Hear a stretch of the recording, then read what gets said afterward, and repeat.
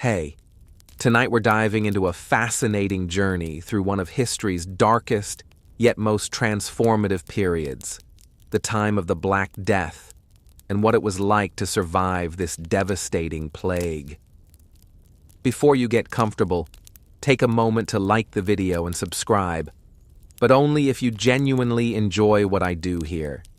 And let me know in the comments where you're tuning in from and what time it is for you. It's always fascinating to see who's joining us from around the world. Now, dim the lights, maybe turn on a fan for that soft background hum, and let's ease into tonight's journey together. Congratulations, you've just woken up in Europe in the year 1347. The morning air is crisp as you open your eyes, stretching on your straw-filled mattress.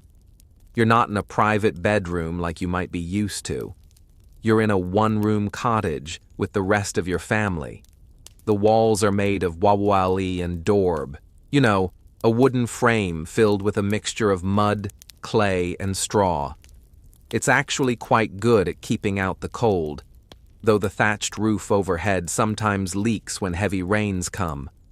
As you rise, your nose fills with familiar scents, the smoky aroma from last night's hearth fire, the earthy smell of the dirt floor beneath your feet, and the distinct tang of unwashed bodies. Bathing isn't something people do very often in medieval times. The good news is nobody really notices because everyone smells pretty much the same. Your belly grumbles with hunger.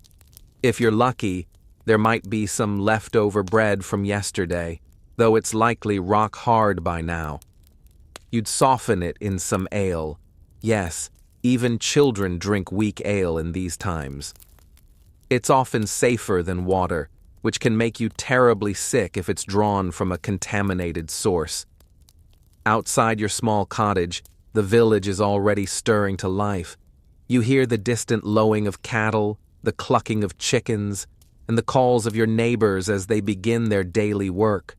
Most people here are peasants who work the land, either as free tenants who pay rent to the local lord, or as serfs who are bound to the land and must provide labor services. Life has a certain predictable rhythm in your medieval village. The days are measured by the rising and setting of the sun, the weeks by the toll of the church bells calling you to mass, and the years by the turning of the seasons and the cycle of planting and harvesting. It's a hard life, certainly, but it's the only one you've ever known. What you don't know, what nobody in Europe knows yet, is that everything is about to change. A shadow is creeping across the continent, one that will transform society in ways no war or famine ever has. The first whispers reach your village on the lips of a traveling merchant. He brings exotic goods from far-off places, silks from the east, spices from distant lands. But this time, he brings something else. Stories. Terrifying stories of a sickness that has been devastating cities along the trade routes. People are dying by the thousands, he says, struck down by a mysterious illness that brings fever, painful swellings, and almost certain death. Some villagers cross themselves and mutter prayers. Others dismiss the tales as exaggerations. After all, alarming rumors often spread faster than truth.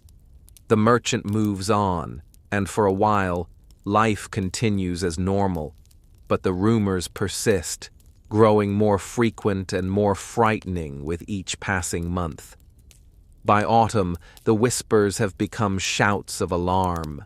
The sickness has reached the Mediterranean ports of Europe, Messina, Marseille, Venice, they say.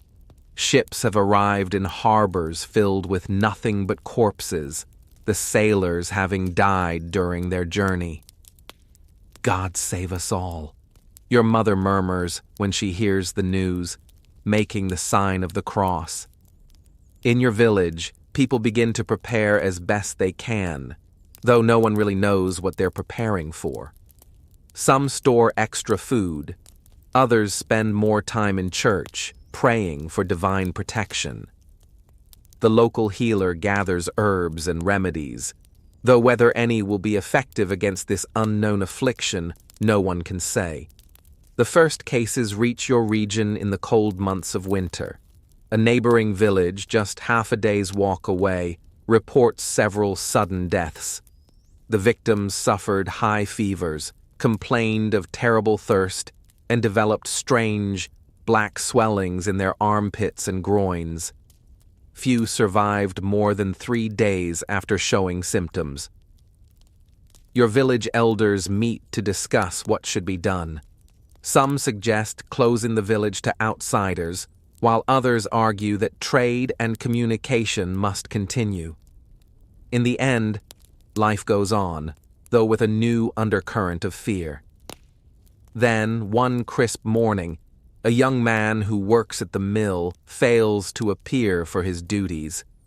When someone goes to check on him, they find him burning with fever, his body covered in sweat, his neck swollen with a painful boo the size of a hen's egg.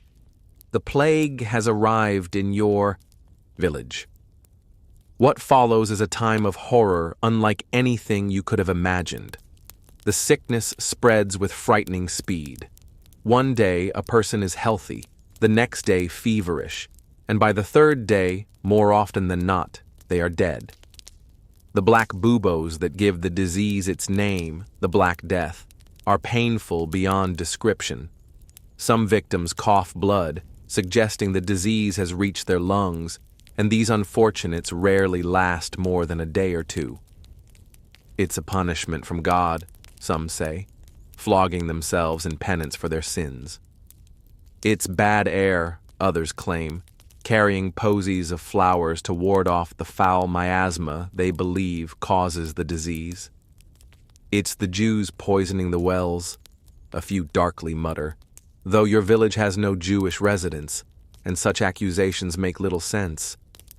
The truth, which no one in the 14th century could possibly know, is that the Black Death is caused by a bacterium called Yersinia pestis. This tiny organism travels in the gut of fleas, which in turn hitch rides on the backs of rats. These rats, stowaways on ships and constant companions in medieval towns and villages, have unwittingly transported death across continents. When an infected flea bites a human, it regurgitates the bacteria into the wound. The bacteria then multiply rapidly, often causing swelling in the lymph nodes, those painful buboes. If the bacteria reach the lungs, they cause pneumonic plague, which can spread directly from person to person through coughing and breathing. But you don't know any of this. All you know is that people are dying, and no one seems able to stop it. Your village, like thousands of others across Europe, is transformed by the plague. The church bells, which once rang to mark the hours and call people to prayer, now toll constantly for the dead. Eventually, there are too many deaths to announce, and the bells fall silent. The dead are buried quickly, with little ceremony. Gone are the elaborate funeral rites that once marked a person's passing from this world to the next. Now bodies are collected on carts and taken to mass graves. Some families, devastated by multiple deaths, have no one left to bury their dead, and bodies might lie in homes for days until neighbors or parish officials remove them. Fear changes how people behave toward one another. Those who have healthy family members might bar their doors to visitors, while those with sick relatives often find themselves avoided. Some flee to the countryside, hoping distance will protect them from the disease. Others turn to religion with renewed fervor, processing through streets while flagellating themselves to appease what they believe is divine wrath. The priests, who should be a source of comfort, are themselves dying in alarming numbers. Their duties require them to give last rites to the dying, exposing them constantly to the contagion. Many flee, abandoning their flocks in this time of greatest need. Those who stay often succumb to the disease themselves. Your family has so far been lucky. Though the plague rages around you, none of your immediate household has fallen ill. You've heard stories of entire families being wiped out in neighboring villages, of children orphaned only to die themselves days later, of lovers separated by death just hours after pledging eternal devotion. But your luck cannot hold forever.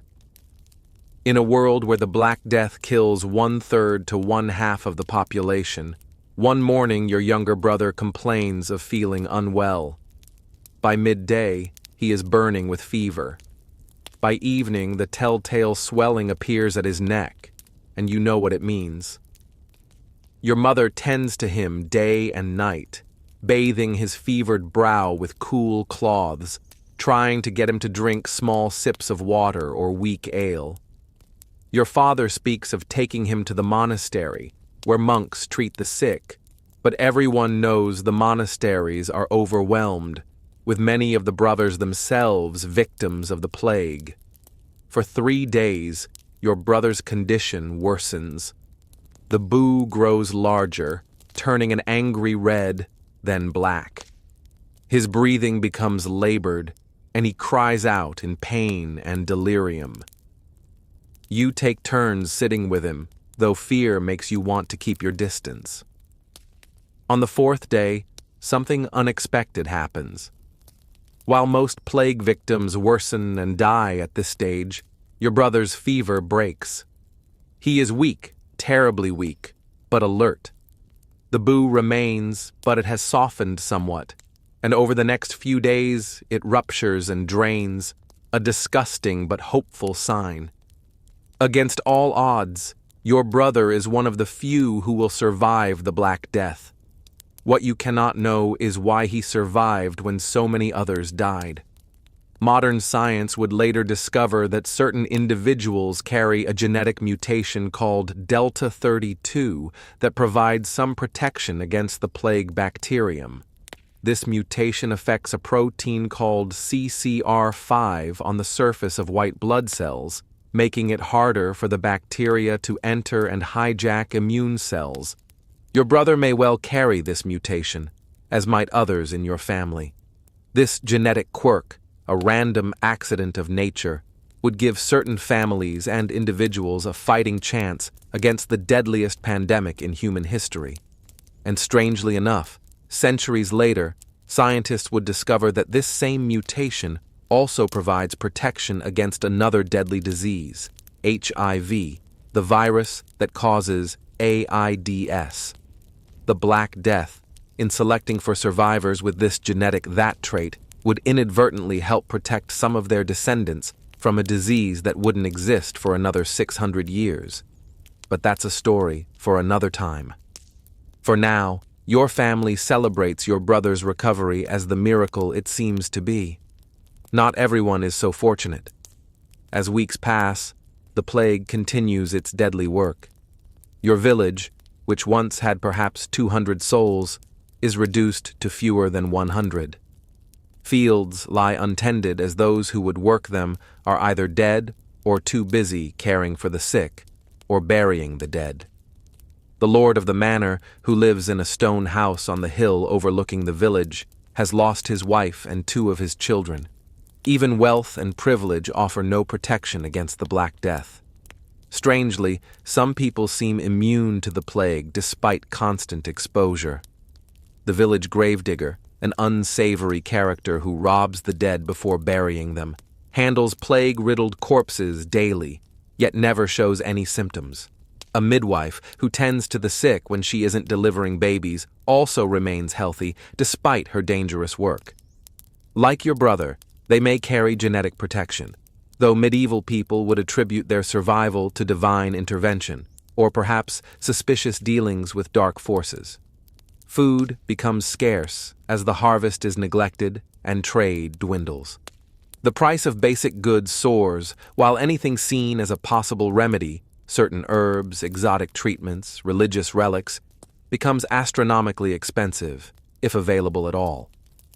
As winter approaches, the plague begins to recede, not because of any human intervention, but due to the natural cycle of the disease. Fleas are less active in cold weather, and rats tend to stay closer to their nests. For a brief time, there is hope that the worst has passed. But the Black Death is not finished. It retreats only to return with the warming weather of spring, finding new victims among those who survived the first wave. Over the next 4 years, from 1347 to 1351, successive waves of plague will sweep across Europe, killing somewhere between 75 and 200 million people, perhaps half of Europe's entire population. The world that emerges from this catastrophe will be fundamentally changed. The massive population decline will disrupt the feudal system, increase the value of labor, and shift power dynamics between peasants and nobility. Religious authority will be questioned, as people wonder why their prayers went unanswered and why so many priests abandoned their duties. Medical knowledge, based largely on ancient texts and superstition, will be challenged by the plague's defiance of traditional treatments. For those who survive, people like your brother, the gravedigger, the midwife, life will never return to what it was before. They are the fortunate ones, though they carry the burden of survival in a world of loss.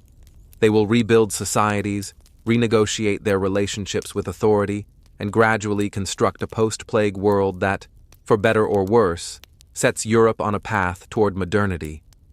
But that is a story for tomorrow night. For now, as you drift towards sleep, imagine yourself as one of those medieval survivors, watching the first stars appear in the evening sky above your village. The plague has passed, at least for now. You have lived through humanity's darkest hour, and though you don't yet know it, you stand at the threshold of a new world, born from the ashes of the old. The soft sound of your breathing mingles with the night sounds outside. A dog barking in the distance, the rustle of leaves in a gentle breeze. Despite everything, despite unimaginable loss and suffering, life continues. And in that simple fact lies perhaps the most important lesson of the Black Death: humanity's remarkable capacity to endure, to adapt, and ultimately to carry on. The morning after your brother's miraculous recovery brings a strange mix of emotions. Relief washes over you, certainly, but it's tinged with something unfamiliar, a sense of wondering why your family was spared when so many others weren't. This strange survivor's guilt, this feeling of unworthiness amid widespread suffering, haunts many who live through catastrophes. Your brother is weak but alert, his eyes clear for the first time in days. The drained boo at his neck has left an ugly scar that will mark him for life, a permanent reminder of his brush with death. But a scar is infinitely preferable to a grave, and your family treats each day of his recovery as the gift it truly is.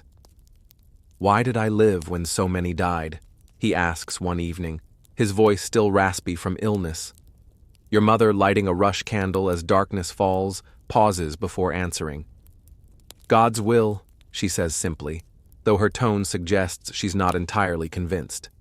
The truth, which no one in the 14th century could possibly comprehend, is far more complex. Throughout human history, infectious diseases have acted as powerful forces of natural selection. Those with genetic advantages against specific pathogens survive at higher rates, passing these protective traits to future generations. The Black Death is perhaps the most dramatic example of this process in human history. Deep in your brother's cells, and perhaps yours as well, lies a genetic mutation that alters a protein called CCR5 on the surface of white blood cells. This mutation, known as Delta 32, creates a shortened version of the protein that makes it harder for the plague bacterium to enter and hijack immune cells. Some people have one copy of this mutation, providing partial protection. A fortunate few have 2 copies, giving them substantial resistance to the disease. It's a genetic lottery, and your brother happens to hold a winning ticket. but the cost of this evolutionary advantage is measured in millions of lives, those without the protective mutation, who succumbed to the plague so that others might live.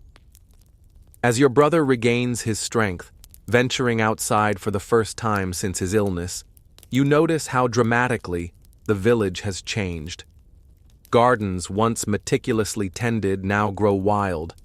Houses stand empty, their owners dead or fled. The rhythmic sounds of daily work, the blacksmith's hammer, the weaver's loom, the miller's wheel, are muted or absent entirely. Yet amid this desolation, signs of resilience emerge. A market day is organized, smaller than before, but vibrant with the energy of survivors determined to continue living. Farmers from outlying areas bring what produce they've managed to harvest. A traveling merchant, braver or more foolhardy than most, arrives with salt, spices, and news from distant places. The news is the same everywhere: devastation, followed by tentative recovery. No place has been spared, though some have suffered worse than others. Cities, with their crowded conditions and poor sanitation, have been particularly hard hit. Some small, isolated villages, high in the mountains or deep in forests, have fared better, though few have escaped entirely. In your region, perhaps half the population has perished. In some places, the toll is even higher. The merchant speaks of ghost towns where not a soul remains alive, of monasteries where every monk lies dead in his cell, of noble families wiped out entirely, their grand estates left without heirs. But he also tells of places where life continues with surprising normality, of communities pulling together to care for orphans and widows, of unexpected kindnesses in a time of overwhelming hardship. One story in particular captures your attention. In a village much like yours, a woman named Elizabeth lost her husband and 6 children to the plague within a single week. She dragged each of their bodies to a hillside behind their home and buried them herself, one by one. Yet somehow, despite this intimate contact with the disease, Elizabeth never became ill. Like your brother and the village gravedigger, she appeared to possess some natural immunity, that same genetic protection modern science would one day identify. They say she's a witch, the merchant confides, lowering his voice, though there's no one nearby to overhear. How else could she touch the dead and live? Some wanted to drown her in the pond, but most were just grateful to have someone willing to bury their dead. Such rumors are common in these desperate times. Those who survive against the odds, particularly if they're women living alone or people with unusual habits or appearances, often find themselves suspected of dark dealings. Fear and superstition flourish alongside the plague, sometimes claiming victims of their own. Your father, who has been listening to the merchant's tales, shakes his head. No witchcraft in survival, he says firmly. Some are simply stronger against the sickness, like my son. He places a proud hand on your brother's shoulder. The merchant nods agreeably, always careful not to contradict a potential customer. True enough, in every village, there are those the plague cannot touch. God's chosen, perhaps. As winter arrives, bringing with it bitter cold and early darkness, your village settles into a new routine. There are fewer mouths to feed, which means food stores will last longer than usual, a small mercy.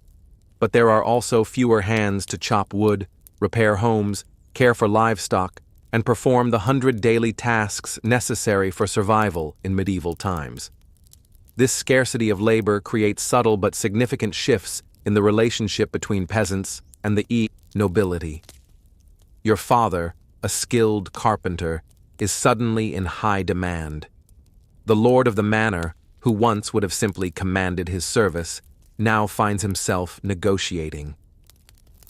He offered me a silver penny for 3 days' work, your father tells your mother one evening, his voice low with amazement, and a side of bacon. Such wages would have been unthinkable before the plague. But with half the craftsmen in the region dead, those who survive find their skills valued as never before. Similar changes ripple through all levels of society. Farm laborers, once abundant and easily replaced, now command higher wages for their work. Household servants, especially those with experience running a large home, find themselves sought after by noble families whose staff have been decimated by disease. Women, too, find new opportunities in this reshuffled world. Widows who would once have remarried quickly now often choose to maintain their independence, running businesses left by dead husbands. Guild restrictions that once kept women from certain professions are informally relaxed out of necessity. A woman in a neighboring village takes over her husband's blacksmith forge, scandalizing traditionalists but providing an essential service no one else can offer. For serfs, peasants legally bound to the land they work, the plague creates unprecedented mobility. Many lords, desperate to keep their fields productive, offer freedom to serfs willing to stay and work. Others find they can simply leave, moving to towns or other manors where conditions are better, with little fear of being forced back. With so many dead, enforcement of such restrictions becomes increasingly difficult. Not all these changes happen immediately, of course. The feudal system that has structured society for centuries doesn't collapse overnight. But the cracks are forming, and in the quiet aftermath of catastrophe, something new begins to take root. European society, structured and stratified for centuries, does not collapse overnight. But the seeds of transformation are planted in these early post-plague years, and they will grow in the decades to come. As for your family, you adjust to the new reality as best you can. Your brother regains his strength, though he tires more easily than before. Your father's carpentry skills are in high demand, bringing home better pay than he's ever earned.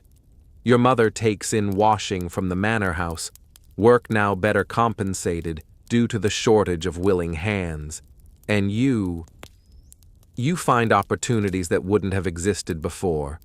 The parish priest, one of the few clergy who neither died nor fled during the worst of the plague, needs someone to help maintain church records.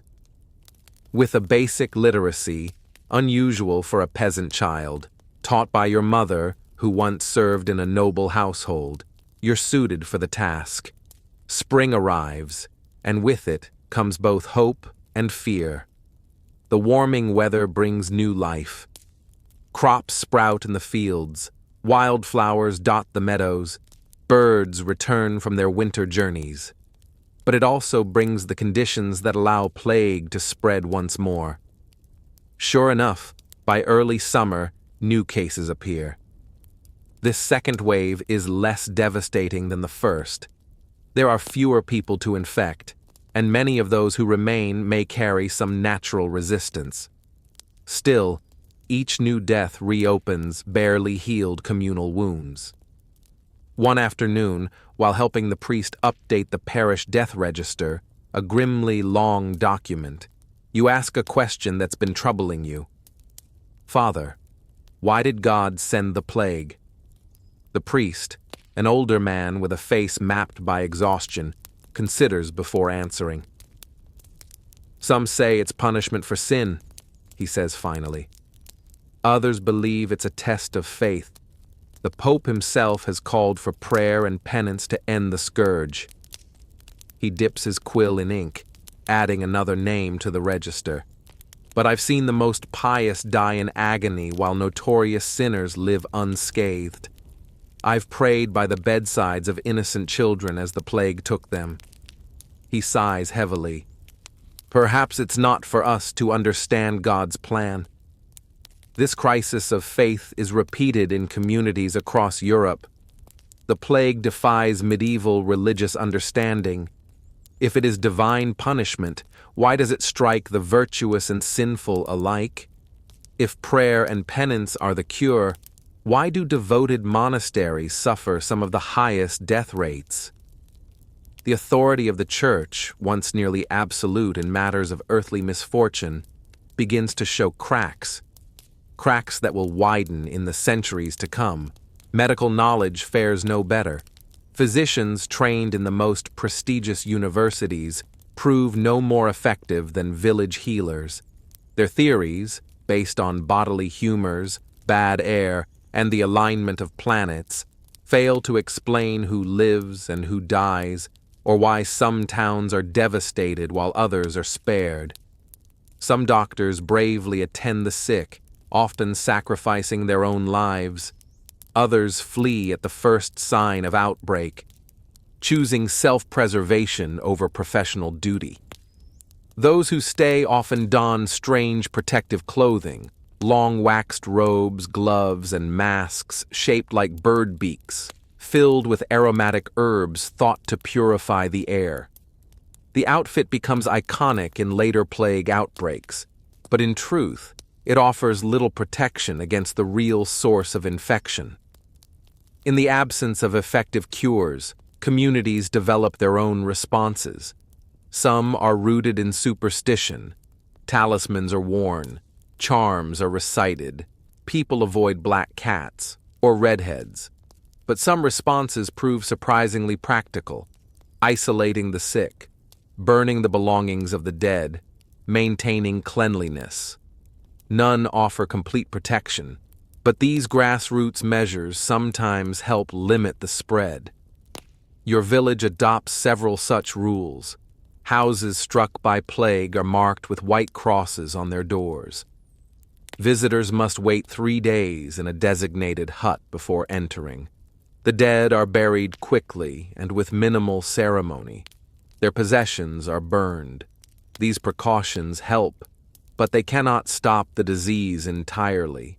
By midsummer, your village has lost a dozen more people to the second wave, a serious blow to a community already diminished by the first outbreak. One victim is the lord of the manor himself, a man in his 50s who had survived the first wave, only to succumb now. His death sends ripples through the social hierarchy. His son, barely 20 and newly returned from university in Paris, inherits the manor and its lands. This new lord, young and shaped by modern ideas, takes a different approach than his father. Recognizing the scarcity of labor and the changing balance of power, he offers better terms to tenant farmers. Serfs who agree to stay are granted freedom and more favorable rents. Those with specialized skills, your father among them, receive privileges once reserved for the nobility. Not all nobles adapt so readily. In neighboring manors, some lords attempt to enforce old restrictions more harshly. They forbid peasants from leaving, punish those who demand higher wages, even use force to maintain the old order. But these efforts rarely succeed for long. Peasants simply leave. With land abundant and workers scarce, they find no shortage of opportunities elsewhere. The second wave of plague finally recedes with the coming of autumn. Your village has survived, diminished but intact. Of the original 200 residents, perhaps 90 remain. Fields have been consolidated. The most fertile land is prioritized for cultivation. Empty houses stand like husks, their timber and thatch slowly scavenged for other uses. Yet life, as always, has a remarkable capacity to endure. Even after catastrophe, life begins to normalize. Children play once more in the village square. The rhythms of agricultural life, planting, tending, harvesting, resume, though adapted to a smaller, more fragile workforce. Weddings are held, babies are born, commerce resumes. One clear autumn day, a surprising visitor arrives. A mason who left the village years ago to seek work in the cities. He tells anyone who will listen of the life he built in Florence, working on the magnificent cathedral there, the pride of the city. But when the plague struck, it devastated Florence worse than any countryside. "I watched half of Florence die," he says, eyes hollowed by memories. "The rich fled to their estates. The poor had nowhere to go, bodies piled in the streets faster than they could be buried. I survived, God knows how." After the worst passed, the cathedral project halted. With so many dead, priorities shifted. Food, shelter, survival. Work for masons dried up, so he returned to his birthplace. His story is not unique. Across Europe, the Black Death causes a temporary reversal of urbanization. Cities, crowded, unsanitary, become death traps. Survivors flee to the countryside, to space and safety. This unexpected urban exodus brings surprising benefits to rural villages like yours. People return with new skills, new ideas, new perspectives gained from their time in the cities. They tell of different systems of governance, like Florence, ruled not by hereditary nobles, but by elected merchant officials. Mechanical clocks dividing the day into hours. Water systems that bring fresh water to homes. Banking innovations enabling trade across vast distances. These stories find fertile ground in a countryside already questioning old ways. The plague has shattered traditional assumptions about authority, health, even divine order. Through those cracks, new possibilities begin to grow. Your family, like the village, adapts. Your brother, now fully recovered, though scarred by his ordeal, apprentices with the returned mason. In a world hungry for skilled labor, this craft will offer him security and respect. Your father's carpentry is more valuable than ever. His wages are higher than anything he could have imagined. Your mother no longer takes in washing. Instead, she tends an herb garden, producing remedies in high demand now that so many traditional healers are gone. You continue assisting the priest, maintaining parish records. Your literacy and keen mind, unusual in a peasant child, make you indispensable. In the old world, your talents would have been ignored. In the post-plague world, where talent is scarce and needs are great, opportunities expand. One evening, your family gathers around the hearth. The meal is warm, hearty, more abundant than any you'd have dreamed of just a few years ago. Your father speaks first, hesitant. "It's a terrible thing to say, but for those of us who survived, life is better now than it was before." Your mother nods slowly. "More food, better pay, more freedom." The fire crackles. The silence that follows is heavy with unspoken truths. This is the paradox at the heart of the post-plague world. For the survivors, those spared by genetic chance, luck, or isolation, life has improved.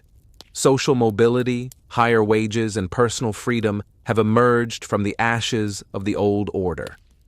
But these gains are built upon millions of graves, families destroyed, communities erased, wisdom, stories, and culture lost with the dead.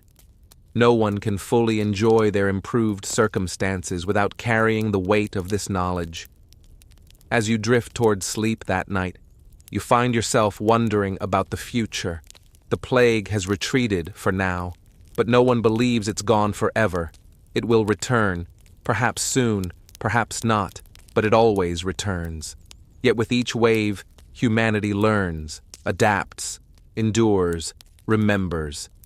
Centuries from now, science will understand the invisible enemy that reshaped your world. Vaccines will be made, quarantines refined, public health established, but you cannot see that far. All you know is this: you stand at a turning point in history. The world emerging from the Black Death will never be the same. The rigid feudal system is beginning its long, slow decline. The unquestioned authority of kings and churches has begun to fracture. The seeds of the Renaissance are quietly taking root in your village, in Florence, across all of Europe. You do not yet know their names, but the future is already stirring in the ashes of the plague. Otherwise, be defenseless against it. At first, the idea seems unthinkable. To voluntarily trap oneself with the plague is a sacrifice few could imagine making. The cost is clear: more villagers will die. Families may be wiped out. The outside world, safe, clean, free, beckons just beyond the hills. But the alternative is worse. If the people of Ayam, pronounced Eam, flee, they risk becoming vectors, carrying death into nearby villages, spreading the infection across Derbyshire and beyond. They understand that their small, remote village might stand as a barrier, a firebreak to halt the spread. After days of deliberation, the villagers agree. Ayam will close itself off from the world. They begin taking precautions few rural communities of the time could imagine. A cordon is drawn around the village. No one is to cross it. Supplies are left at the boundary stone, in exchange for payment left soaking in vinegar-filled hollows, believed to disinfect coins. Church services are held outdoors to limit contagion. Families bury their own dead in gardens or fields. No mass funerals, no gatherings. Travel ceases, contact ends. They will endure the plague alone, and they do endure. But the price is staggering. Through the winter and into the next summer, death walks daily through Ayam. Entire households vanish. Elizabeth Hancock, a mother of 6, buries her husband and all her children within 8 days, alone, in a field near their home, digging each grave with her own hands. The village tailor's widow, Mary Cooper, buries her husband, children, and grandchildren, 12 in all. Some homes, struck by tragedy, are left completely silent. Yet even as the death toll rises, peaking in the summer of 1666, the villagers hold fast. They keep their vow. Not a single villager breaks the quarantine. No one from Ayam spreads the plague to neighboring communities. Nearby towns, including Bakewell and Sheffield, are spared, because Ayam chose to suffer in isolation. By the time the outbreak finally ends in the autumn of 1666, roughly 260 of Ayam's 800 residents are dead, nearly 1/3 of the village. But their sacrifice has saved thousands. Today, Ayam stands as a symbol of extraordinary collective courage. Its story echoes across centuries, often cited in times of modern pandemic and crisis, an example of ordinary people acting with extraordinary resolve. And like your village 3 centuries earlier, Ayam's survivors find ways to rebuild. The fields are tended again. Children return to school. The church bells toll not only for the dead, but for the living. Life, as it always has, finds a way forward. From 1348 to 1666, the plague shaped not only societies, but the very genetic fabric of humanity.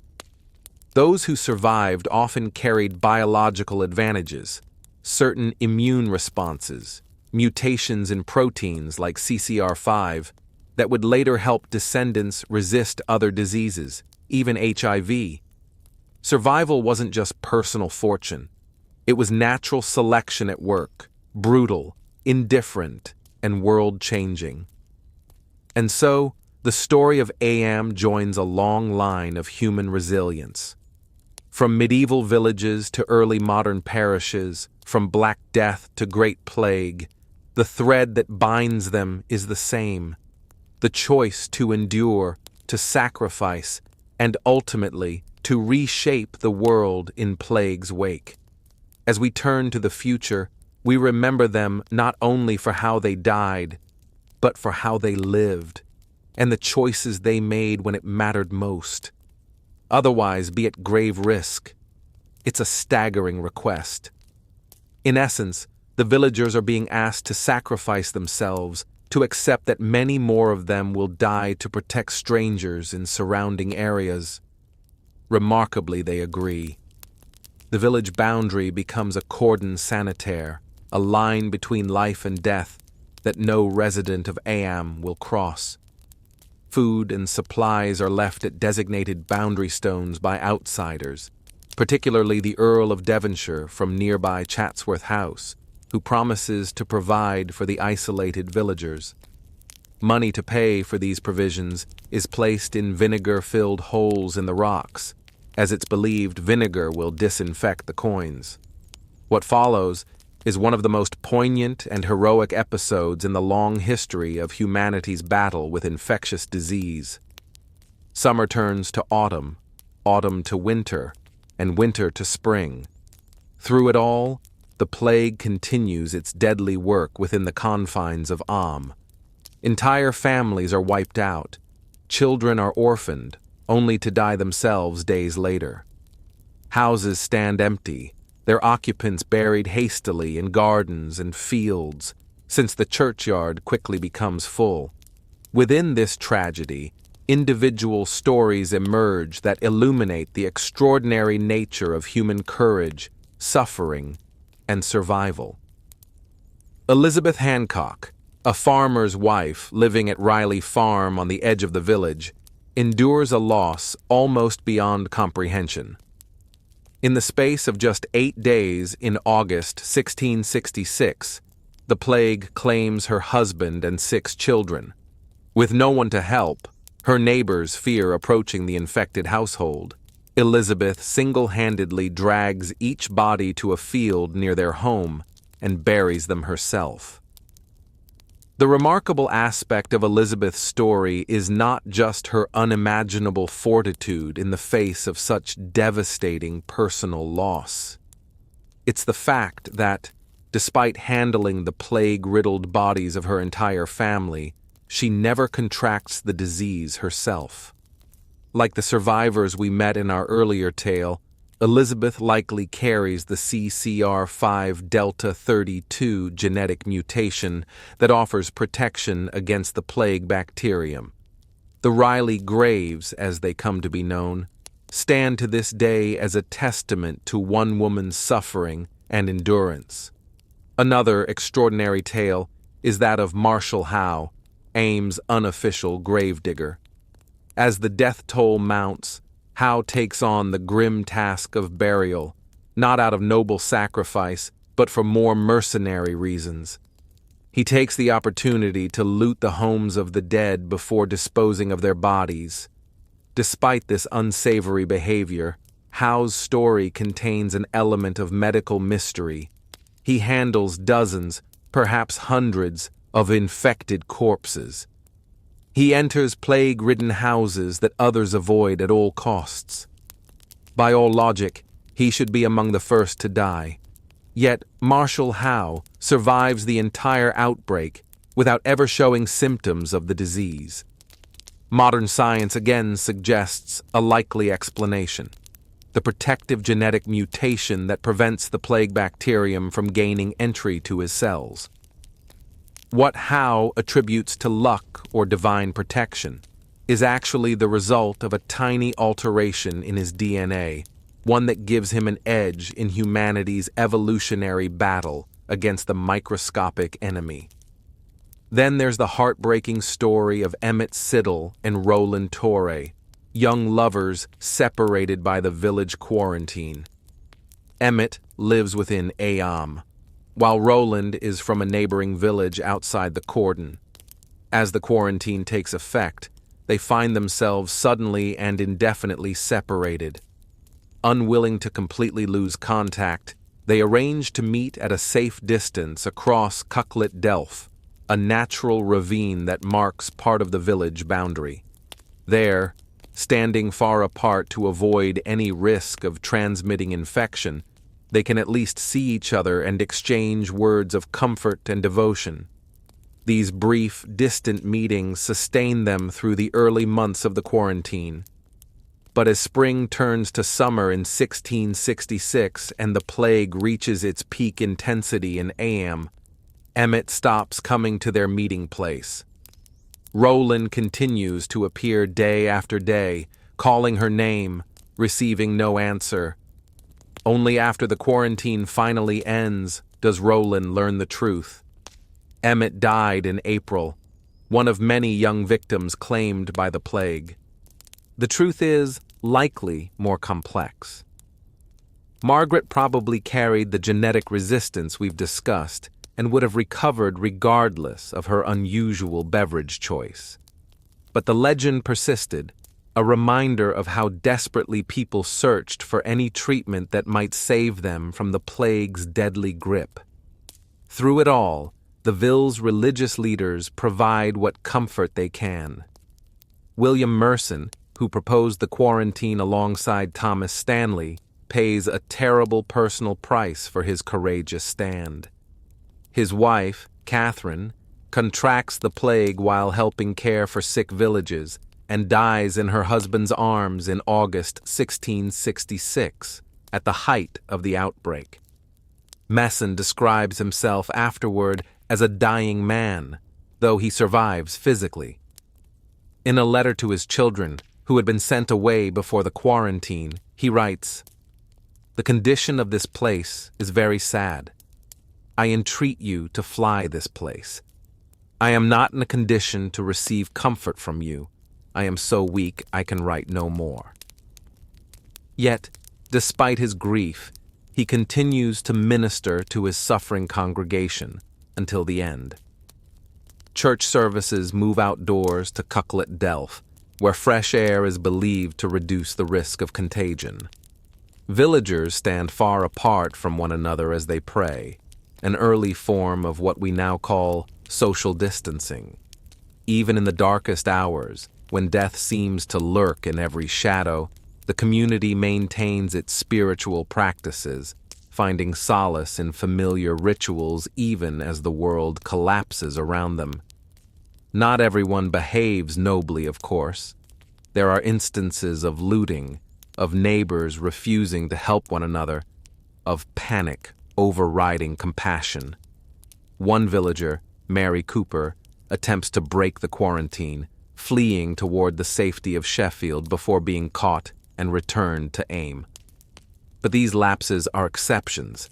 The overwhelming story of Am is one of extraordinary collective sacrifice for the greater good. By the time the plague runs its course in November 1666, it has raged through Am for 14 months. Of the approximately 800 villagers present when the outbreak began, only about 340 remain alive. Entire family lines are extinguished. The Ville's social fabric is torn apart, with gaps that will take generations to mend. Yet their sacrifice achieves its purpose. The plague remains contained within Am's boundaries. Surrounding communities, which would almost certainly have been infected had the villagers fled, are spared the devastation. Thousands of lives are saved by the deliberate choice of a few hundred to face death rather than spread it. In the quiet aftermath, as the survivors begin the long process of rebuilding their shattered community, they cannot know the legacy they've created. They cannot imagine that 3.5 centuries later, their story will still be told as an example of extraordinary communal courage and sacrifice. They cannot know that the plague that devastated their village was the last major outbreak of bubonic plague in England, that something about the particular strain of Yersinia pestis that struck in the 1660s would make it less viable in later years, or that improvements in sanitation and housing would gradually reduce the rat populations that spread the disease. They cannot know that scientists of the future will take a deep interest in their descendants, discovering unusually high rates of the CCR5 delta 32 mutation among people whose family lines trace back to Am survivors, stronger evidence of how infectious disease shapes human evolution through natural selection. And they certainly cannot know that their example will resonate with special poignancy in the early 21st century, when a global pandemic once again forces communities worldwide to make difficult choices about isolation, quarantine, and collective sacrifice for the common good. All they know is that they have survived an ordeal almost beyond comprehension. They have watched neighbors, friends, and family die by the dozens. They have maintained their self-imposed isolation through summer heat and winter cold, through fear and grief and unimaginable loss. And now, as the plague finally releases its grip on their village, they must find a way to continue living.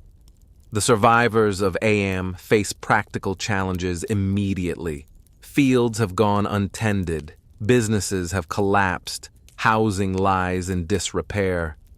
With so many dead, traditional family structures have been shattered. Orphaned children need homes. Widows and widowers must decide whether to remarry. Property ownership becomes complicated when entire families have been wiped out. Yet the human capacity for resilience, which we've seen throughout our plague stories, asserts itself once again. New families form from the fragments of those destroyed by disease. Distant relatives return to claim abandoned property and bring fresh life to the depleted village. Those with useful skills find themselves in high demand, able to command better compensation than before. The plague has acted as a terrible but effective form of natural selection.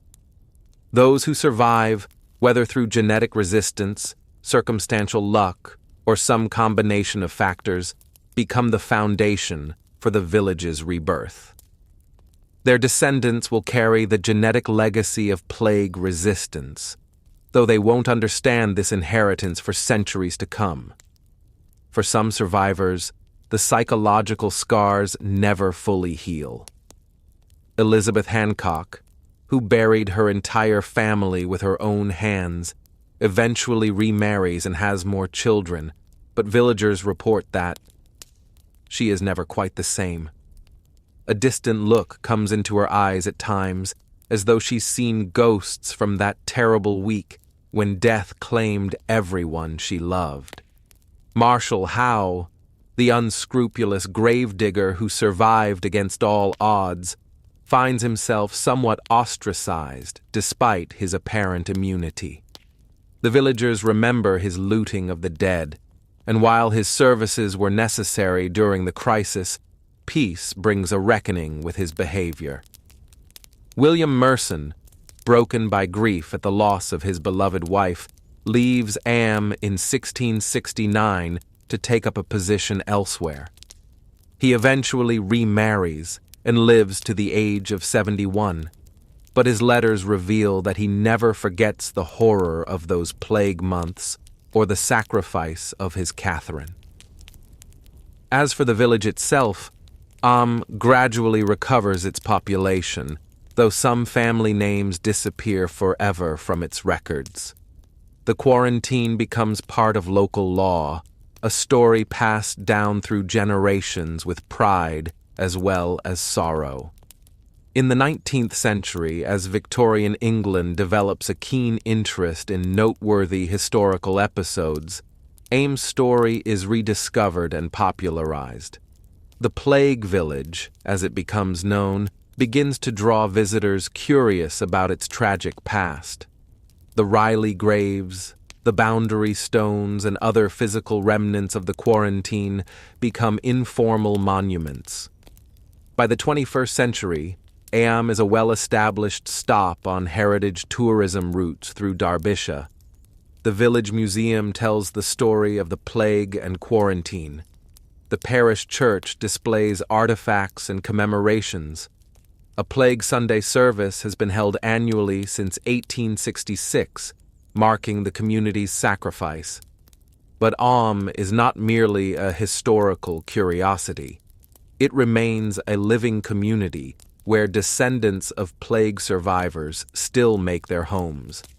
Some carry the same surnames as those who lived through the 1665 to 66 outbreak: the Hancocks, the Siddles, the Blackwells, and some genetic testing has revealed still carry the CCR5 Delta 32 mutation that may have saved their ancestors from the plague. The story of Am reminds us that history is not simply a collection of dates and events to be memorized. It's the lived experience of real people facing extraordinary circumstances, people whose choices, sacrifices, and survival shape the world we inhabit today. As the soft darkness of sleep envelops you more deeply, carry with you the image of Am Village as it is today. Peaceful, picturesque, with its stone cottages and flower gardens, giving little hint of the tragedy that once unfolded there. Yet in the memorial plaques, in the preserved boundary stones, in the carefully tended Riley graves on the hillside, the past remains present. The villagers who chose to isolate themselves, knowing many would die as a result, could not have imagined how long their story would endure or how meaningful it would remain to future generations. They acted out of immediate concern for their neighbors in surrounding communities, not for historical legacy, and perhaps that's what makes their sacrifice so powerful. It was made without expectation of recognition or reward, simply because it was the right thing to do in a world that often seems to prioritize individual benefit over collective welfare. Am stands as a reminder that human beings are capable of extraordinary selflessness when circumstances demand it. Tomorrow night, we'll explore how the world changed in the aftermath of these plague outbreaks, how societies rebuilt, how power structures shifted, and how the biological legacy of plague resistance continues to influence human health even in our modern age. But for now, let the courage of Am's villagers accompany you into dreams, a quiet testament to humanity's capacity for sacrifice, survival, and ultimately, hope. Let's journey back now to the aftermath of the 14th century Black Death. While Am's story from the 1660s shows us the courage of a single village, the great pandemic of the 1300s transformed entire societies. As we drift deeper into this historical dreamscape, let's explore how surviving such catastrophe reshaped the medieval world. Imagine yourself once more in that small village we visited earlier, but now it's 1352. The initial waves of plague have finally subsided, leaving a transformed landscape both physically and socially. As you walk through the village that was once home to 200 souls, you count perhaps 90 people remaining. Empty cottages stand like hollow-eyed skulls along the lane, their thatched roofs beginning to collapse without maintenance, their gardens overgrown with weeds. Yet amid this desolation, subtle signs of change are appearing, changes that will eventually alter the very foundations of medieval society. In the fields surrounding the village, the transformation is immediately visible. Before the plague, every available piece of land was cultivated, even marginal soils that yielded poor harvests.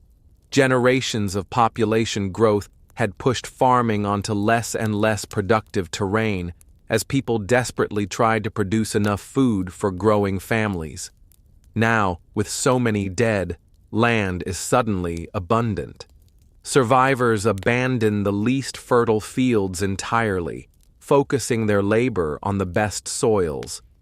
This simple shift dramatically improves crop yields per person. Where once a peasant family might have struggled to produce enough to feed themselves after paying taxes and tithes, now they often harvest a surplus for those who survived the apocalyptic mortality. Food is more plentiful than it has been in living memory. After centuries of existing on the edge of hunger, this abundance feels miraculous, a small compensation for the emotional devastation of losing so many family members and neighbors. Changes in diet soon follow. Before the plague, most peasants subsisted primarily on grain. Bread, porridge, and ale formed the bulk of their nutrition, with meat as a rare luxury. Now, with fewer mouths to feed and more land available, many convert fields to pasture for raising animals.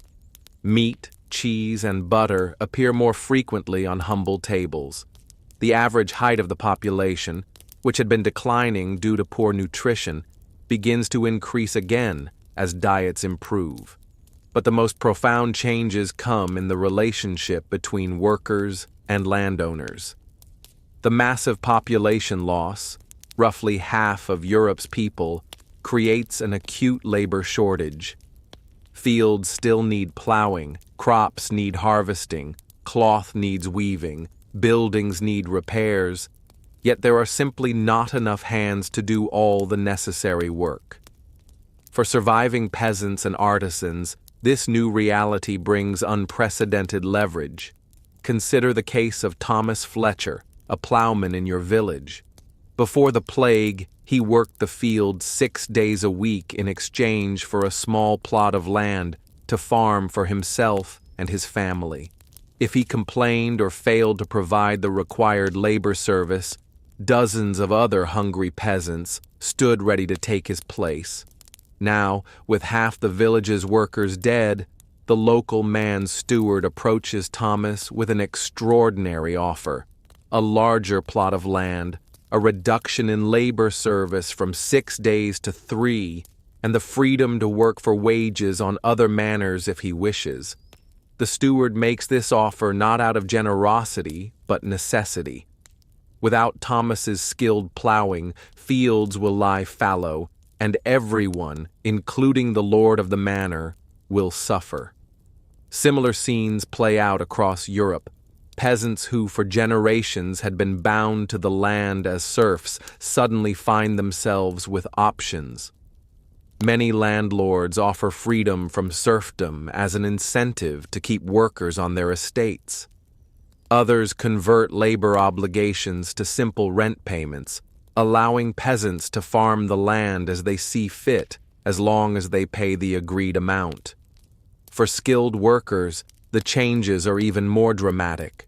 Masons, carpenters, blacksmiths, weavers all find their services in desperate demand. Wages for such workers double, triple, or even quadruple in the years immediately following the plague.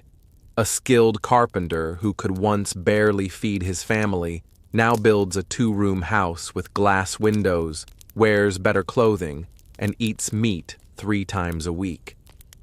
These changes alarm the nobility and wealthy merchant classes. They see the traditional social order crumbling as former serfs demand better treatment, and common laborers live like minor gentry. Throughout Europe, authorities attempt to freeze wages at pre-plague levels and force workers back into their previous conditions. In England, the government issues the Ordinance of Labourers in 1349, followed by the more comprehensive Statute of Labourers in 1351. These laws prohibit employers from offering higher wages than had been paid before the plague, forbid workers from leaving their homes to seek better opportunities elsewhere, and attempt to fix prices for food and other goods. Similar legislation appears across Europe.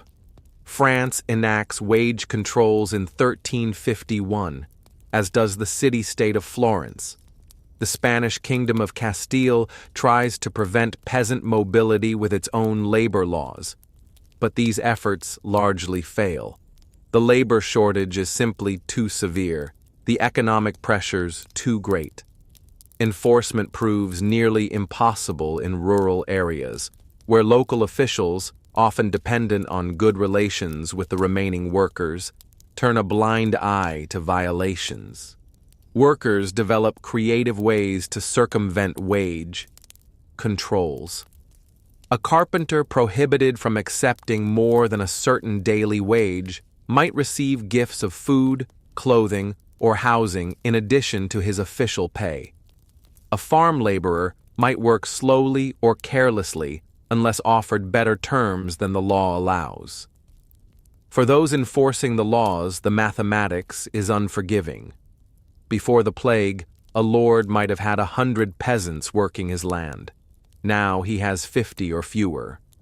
Punishing one worker by imprisonment or fines only worsens his labor shortage. And if he treats his workers too harshly, they might simply leave regardless of legal prohibitions against such mobility, knowing they'll find welcome employment elsewhere. The situation comes to a head in various peasant revolts across Europe. In 1358, the rural areas around Paris erupt in the Jacquerie Rebellion as peasants attack castles and noble estates. Though brutally suppressed, it demonstrates the new confidence of the laboring classes. In England, tensions simmer for decades until 1381, when they explode in the Peasants' Revolt, led by Wat Tyler, Jack Straw, and a radical priest named John Ball. Tens of thousands of commoners march on London, demanding an end to serfdom, the abolition of the hated poll tax, and greater social equality. John Ball's famous sermon captures the revolutionary spirit of the moment. When Adam delved, and Eve span, who was then the gentleman? He asks rhetorically, questioning the very idea of aristocratic privilege. From the beginning, all men were created alike, and our bondage or servitude came in by the unjust oppression of naughty men. Though the English revolt, like the Jacquerie, is eventually suppressed through a combination of false promises and brutal force, it represents a profound shift in consciousness. Peasants who once accepted their subordinate position as divinely ordained now openly question the social hierarchy. Workers who formerly had little choice but to accept whatever terms were offered now demand better treatment as their due. The economic and social transformations following the plague aren't limited to rural areas. Towns and cities experience their own profound changes. Urban centers had suffered particularly high mortality during the pandemic due to their crowded conditions. Florence, one of medieval Europe's largest cities, loses as much as 75% of its population. This devastating loss creates opportunities for survivors. Housing, previously scarce and expensive in successful cities, suddenly becomes abundant and affordable. Apprentices find themselves elevated to master status years earlier than normal, as guilds lose many of their senior members. Women, traditionally excluded from many occupations, enter trades left vacant by dead male relatives. Consider the story of Margareta, a weaver's widow in a small market town. Before the plague, she was permitted to help her husband in his workshop, but could not operate as an independent artisan. Guild regulations expressly forbade women from owning a weaving business. When her husband dies of plague, leaving Margareta with his tools, loom, and expertise she'd gained working alongside him, the depleted Weavers Guild faces a choice: enforce the prohibition against female members and lose a skilled practitioner, or adapt to the new reality. Faced with falling membership and rising demand for cloth, the Guild admits Margareta as a full member, one of dozens of similar compromises made across Europe as necessity trumps tradition. Though such opportunities for women would eventually contract as populations recovered, for several generations after the plague, women enjoy expanded economic roles unimaginable before the pandemic. The plague's aftermath also witnesses changes in fashion, art, and architecture. The immense mortality creates a new consciousness of death's inevitability and life's fragility. The macabre emerges as an artistic theme. Skeletal figures, death's heads, scenes of the dance of death, where skeletons lead people from all social classes to the grave. Yet alongside this morbid fascination comes a celebration of life and its pleasures. Survivors, perhaps conscious of how quickly existence can end, embrace luxury and beauty with renewed appreciation. Among those who can afford it, clothing becomes more elaborate and colorful. The drab, practical garments of earlier medieval periods give way to rich fabrics, bold designs, and status-signifying styles. The nobility, alarmed by commoners dressing above their station, attempt to enforce sumptuary laws dictating what each social class may wear. These edicts, like the wage controls, prove largely unenforceable. A prosperous artisan's wife might technically be prohibited from wearing silk, but if she can afford it, who in her community has both the authority and motivation to stop her? Religious attitudes undergo their own transformation. The Church, which had dominated medieval intellectual and spiritual life, faces a crisis of authority. Many priests and monks fled their posts during the plague, abandoning their flocks when spiritual comfort was most needed. Others stayed and died, leaving parishes without leadership. Monasteries, with their communal living arrangements, suffered particularly high mortality rates, wiping out centuries of accumulated knowledge and tradition. More fundamentally, the plague raises uncomfortable theological questions. If the disaster is divine punishment, as many church authorities claim, why do the virtuous and sinful die alike? Why do devout monks perish while seemingly impious lay people survive? If prayer and penance are the remedies, why do outbreaks often hit monasteries hardest of all? No satisfactory answers emerge from traditional theology. Instead, two divergent religious trends develop. Some survivors embrace even more fervent piety, seeing their survival as evidence of divine favor that demands grateful devotion. Others adopt a more skeptical, questioning attitude toward religious authorities who failed to explain or mitigate the catastrophe. This questioning spirit, combined with the economic changes that give ordinary people more resources and leisure time, creates fertile ground for the intellectual flowering that will eventually become the Renaissance.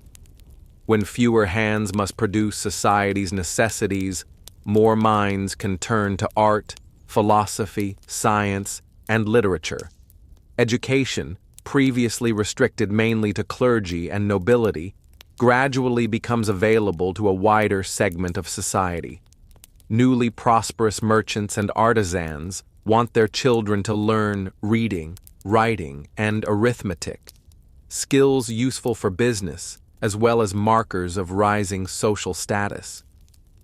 Small schools appear in towns and even larger villages, teaching practical knowledge alongside traditional religious instruction.